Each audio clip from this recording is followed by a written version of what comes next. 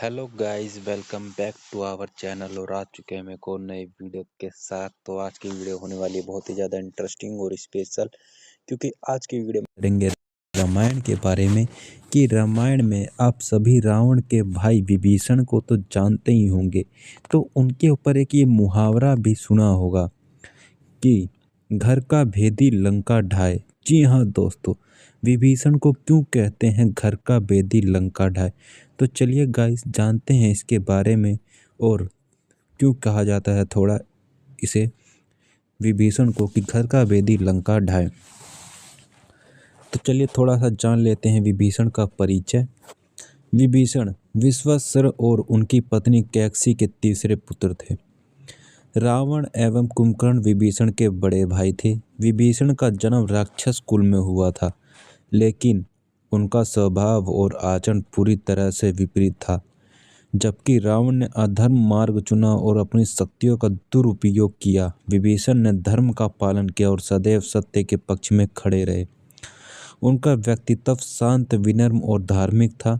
वह वेदों और शास्त्रों में गहरी रुचि रखते थे और हमेशा ईश्वर की भक्ति में लीन रहते थे। रावण और विभीषण के संबंध कैसे थे, थोड़ा अब इसके बारे में भी जान लेते हैं। रावण और विभीषण का संबंध जटिल था। एक और रावण एक शक्तिशाली और अजय राजा था, जिसने अपने बल और शक्ति के त्रिलोक को भयभीत कर रखा था। दूसरी ओर विभीषण एक धार्मिक और सत्यवादी व्यक्ति थे, जिन्हें अधर्म और अत्याचार से घृणा थी। विभीषण रावण के छोटे भाई होने के बावजूद उन्हें रावण की नीति और क्रूरता से असहमति थी। विभीषण की भगवान राम के प्रति भक्ति, थोड़ा अब इसके बारे में भी जान लेते हैं।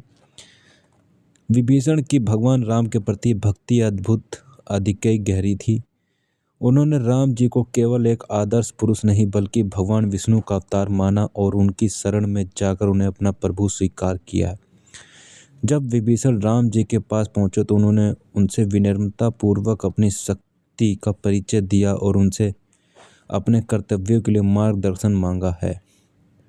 हनुमान जी और विभीषण का संबंध कैसा था? हनुमान जी और विभीषण के संबंध बीच अत्यंत संबंध था। हनुमान जी राम भक्त थे और विभीषण भी राम जी के परम भक्त थे। इस कारण दोनों के बीच गहरा संबंध था।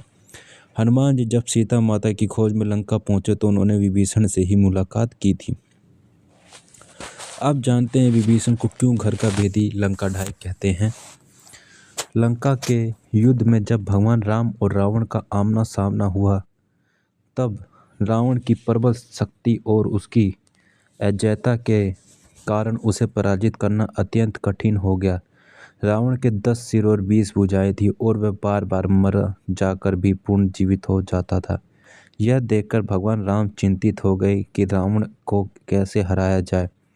इसी समय विभीषण ने भगवान राम के पास आकर एक महत्वपूर्ण रहस्य बताया। उन्होंने राम जी से कहा, प्रभु, रावण को मारने के लिए आपको उसकी नाभि पर वार करना होगा। उसकी नाभि में ही अमृत का एक कुंड है जो उसे अमर बनाता है। जब तक इस अमृत कुंड का नष्ट नहीं किया जाएगा तब तक रावण को मारा नहीं जा सकता। विभीषण की इसी जानकारी के बाद भगवान राम ने रावण पर ब्रह्मास्त्र का प्रयोग किया। राम जी ने अपने धनुष पर ब्रह्मास्त्र साधकर रावण की नाभि की ओर निशाना साधा।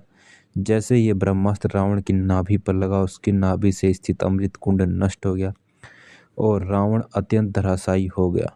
विभीषण द्वारा दी गई इस महत्वपूर्ण जानकारी के बिना रावण का वध असंभव था।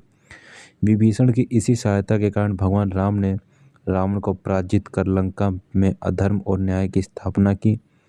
यह घटना विभीषण को बुद्धिमत्ता, सत्यनिष्ठता और भगवान के राम के प्रति अटूट भक्ति का प्रदर्शित कराती है।